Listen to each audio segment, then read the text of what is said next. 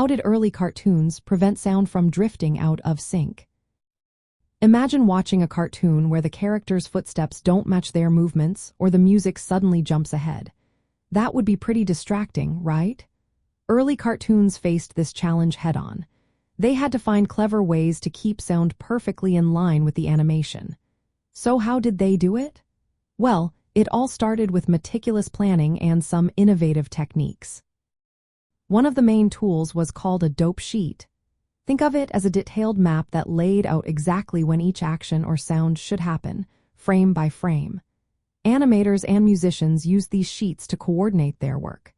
They would plan each movement and sound cue carefully, making sure everything matched perfectly.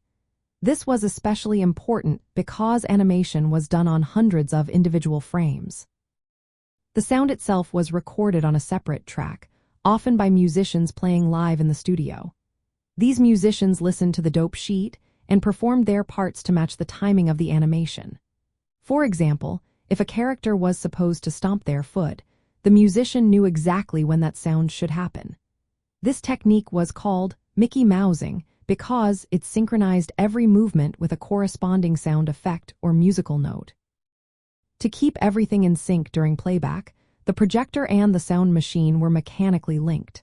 This meant they ran at the same speed, preventing the sound from drifting ahead or falling behind the images. Sometimes, special synchronization devices called synchronizers were used. These devices controlled both the film and sound equipment, ensuring they stayed perfectly aligned. Early sound cartoons also used a technique called sound on film.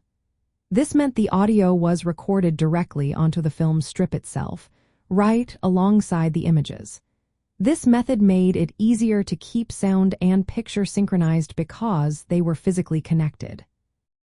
In short, early cartoons kept sound and animation in sync by planning every detail with dope sheets, recording sound live with musicians, and using mechanical or optical systems to control playback speed.